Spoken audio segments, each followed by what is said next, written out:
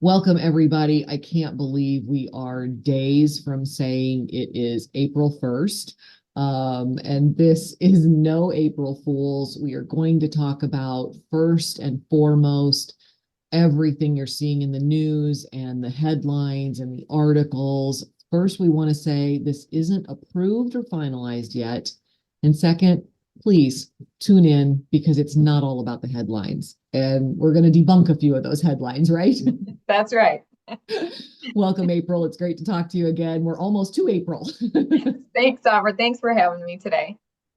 Yeah, so excited. We talked the other day and I said, oh my gosh, April, we need to get out here. We need to talk about this because every time I see one of these headlines, I just cringe and I worry of what people are thinking and what they're seeing and what they're believing, right? Because if it's in print and it's online, it's got to be true, right? Yeah. And I think we really all know that, a lot of these headlines are really blown out of proportion. And so we were just talking about one earlier, and one of my favorite ones is that this settlement is going to slash home prices for many Americans. And we both kind of talked about that and went, what? How? Yeah, where did that one even come from? Who put that together? Somebody who's not in the business, apparently. Well, apparently, right. And so, I mean, and it was a CNN headline. I mean, this was a big a news agency, and I Yeah. went, what? Slashing home prices, And so another site said, 6% commissions are gone. So, okay. So if you say they're 6%, which again, they're not across the board or anywhere, specific. Right. However, even if that's 6% slashing prices, is that really a slash? Yeah, exactly.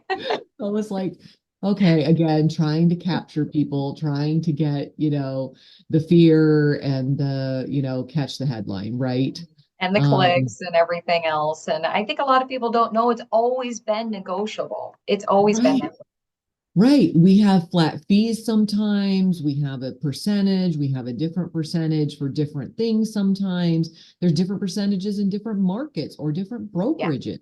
So, it's all up to the agent and the client. The biggest thing I've had people who've said, well, okay, what if the seller won't pay my buyer's agent? Or do I need a buyer's agent? Mhm. And, we've talked about this before, people that come to you who aren't represented. There's a Yes. buyer and there's no attorney, there's no realtor, and you just go, oh Oh, no. this is going to be a tough one. Right, right. And I had a buyer just recently who said, oh my gosh, I didn't know what I didn't know, right? I've learned so much. You've educated me so much. We've talked about inspections and we've talked about escalation riders and we've reviewed contract and I mean, so many different things. And they're just like, wow, I never even knew that I needed to think about that Yeah. as little as the earnest money, like how much earnest money are you putting down and why does that matter? And you had a scenario recently with a property with solar panels Yes. and Yes. they didn't even know what to do, right? Right. Didn't even think about, that being something that the seller would need to get transferred to the buyer. And if we, of course, didn't find out until that we got the appraisal report back because the lender's not going out to the home. So if there was an agent involved, they could have gone to the house and said, that's something we want to start earlier than later because sometimes those solar panel companies can take a while and we need to get the process going. Sometimes they have to do a credit check and there's paperwork that has to be signed. So that's, absolutely a situation where an agent would have handled that. Right. Well, and sometimes there's fees to transfer those. Like you said, there's usually a lot of paperwork and waiting period. We have a rider now that specifically covers solar panels because again, are they owned? Are they leased? Who's taking over what? Are they transferable? Is there a warranty? I mean, there's just so many different things in that. And so many different steps in the process. Just like an appraisal, even the appraisal, what if there's an issue at the appraisal? Well, we probably would have pointed that out and said, hey, this house might not pass FHA, or this Yeah, garage, might have some peeling paint. right. Hey, Mr. Buyer, are you willing to paint the garage, or are we asking the seller to, because, to pass FHA?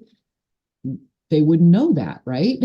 Yeah, and since they're not used to looking for those things, they might not bring that up to their lender, and their lender will say, hey, here's the basics, but Mhm. the agent's going to be able to go out there and really take a look, and they know what to look for. So, that's always a common thing that we see when there's no agents, is because, well, I'll fix that later. Well, sometimes it has to get fixed before you can close on the home. So Right, it right. just kind of depends on what it is. Yeah, and many times it does need to get fixed. And so Yeah. if you didn't ask the seller to fix it, well, now are you taking care of it? And I mean, and so are you willing to make repairs to a house you don't own yet? And will the seller Right. let you even? Because we have some scenarios that the seller wouldn't let them. So, Yeah. you And know, then you have the agent to help you make that negotiation process and know what's fair and know what's appropriate to ask for or not ask for. And so I think it helps the buyer and the seller, really. right, right. Yeah, and same with an inspection. You wouldn't know necessarily what to ask for. You wouldn't know if you need to have an inspection or what type of inspections. We have some cities that require certain inspections for sewer or electrical or different things like that. And the seller may not even know, in all fairness, because they Right. haven't sold anything. And so, they may not realize. Yeah, so many different scenarios that we could, talk about, right? Yes. Oh, absolutely. We should write a book someday. We should. Yeah, and I think that's one of the things that people don't realize, all the things that we do. I mean, no different than realizing all the different things that you do. That would be like saying, I don't need a lender. I can just call Fannie Mae, right, and get a Yeah. loan. Exactly. Exactly. If it were that easy, oh my gosh. Right, wouldn't it just be simple? I can just call the VA or Fannie or Freddie or whoever and just, get a Yeah. loan. We don't need a mortgage company. We don't need, a Yeah. lender. We don't need that person. So, it is very interesting to me. It's been very interesting times because, of course, I'm sure just like you get this question every day, how is it going to affect? And I think one of the big things that my concern is if there's a first-time home buyer out there who says, look, I don't have the money. Right. Well, let's talk about again why you need to be represented so we can help you get that coverage for your buyer's agent. So that way, do we get it negotiated in the closing costs? Do we get it negotiated, so it is still on the seller side? You Right. mentioned something to me, and I was like, oh, I hadn't even thought about that with the grants, helping people with their down payment and their closing costs and things like that. So if they've got that grant that then helps them with all their other costs, then they do have a little bit of money left on the table to pay to have someone represent them. Absolutely. Yeah. And that's the biggest thing, is I think a lot of people are seeing the headlines, like you said, especially first time home buyers, because it's making them nervous that they're going to have all this extra out of pocket cost. And we're really hoping that that's really, on average, will not be the case.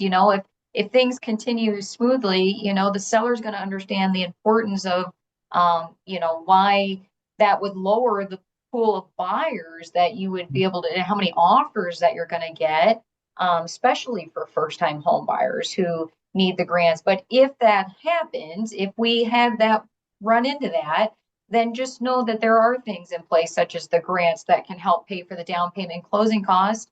And then that'll help lower your out of pocket quite a bit. Sometimes the grants are so high, you'll actually get some money back at closing, or you'll get a large principal reduction against your loan.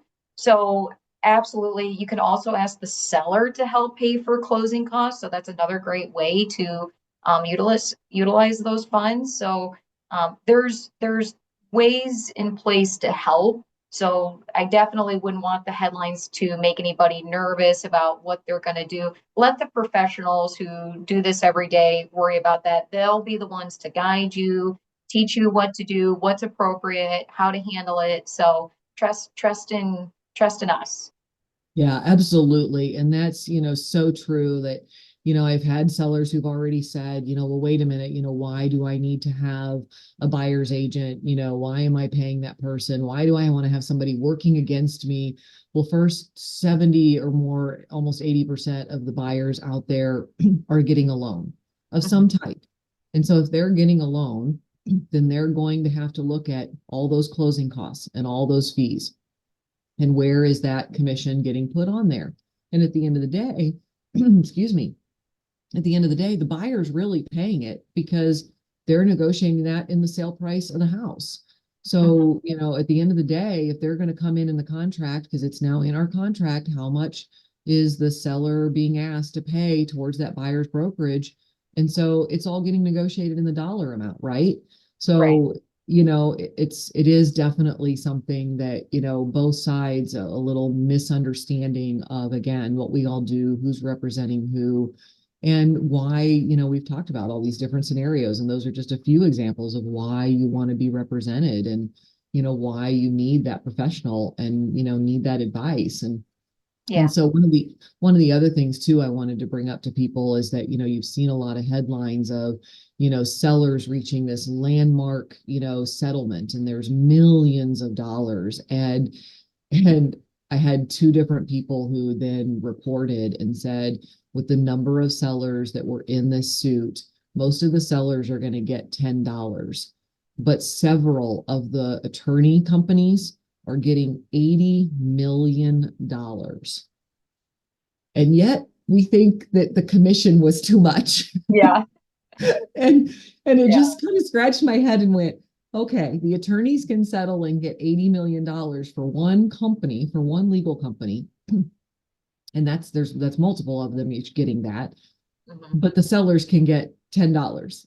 And I was Yeah. like, this still is so backwards. Yeah. Well, and just another reason why don't always trust the headlines. I mean, we've learned that with everything, right? Right. And as much as this makes you think, oh, this is changing so much, it really might not. You don't know that. And so far it hasn't. And we'll see how things go. And yeah, just like I said, don't believe everything to the max that you're reading online, just like you wouldn't with anything else you read. Right, absolutely. Talk to some other people. We've got a lot of clients. I have one right now who said that to me specifically was, oh my gosh, I am so appreciative of all you guys have done, your entire team, all the education, all the things you taught me, and I've learned through this process. They hadn't bought a home in 20 years. Yeah.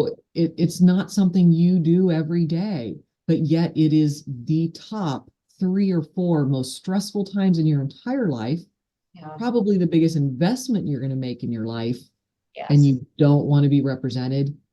Those two things just don't make sense. Yeah. I mean, so you're going into open heart surgery and you're not calling the best surgeon there is. Yeah. Exactly. Yeah. You need to have representation. Absolutely. Yeah. And, so I guess, we just wanted to get out there and talk to people and remind people, please don't be scared. Please don't believe every headline you read. Please call us, talk to us, reach out to us, message us.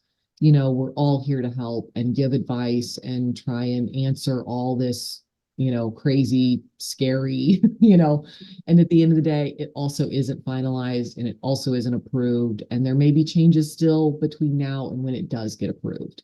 Mhm. So, I think that was really our big message today, guys. If there's anything else, reminder grants are still available. Anything Yes. else, April, we want to make Rates have sure. come down quite a bit. We've finally closer to the 6%, 6.25% for a 30-year fix, so which is great news. So it's still a Awesome. great time to buy. It's a great time to sell. Rates have come down. It's business as usual. Spring market is here. I'm loving it. Thank goodness. We definitely need more inventory. So Yes. I'm looking forward to um, a lot more listings coming soon with the nicer weather finally. Yes. Yes. Hopefully it stays this time. Yeah. Tricked us last time. So hopefully we can now say it is actually spring. So, Yes. well, thank you, April. I greatly appreciate it. Guys, as you have questions, you can comment below. You can send us a text. You can send us a message. I'll have April's contact information here as well. We thank you for your time and really hope this helped, and we'll talk soon.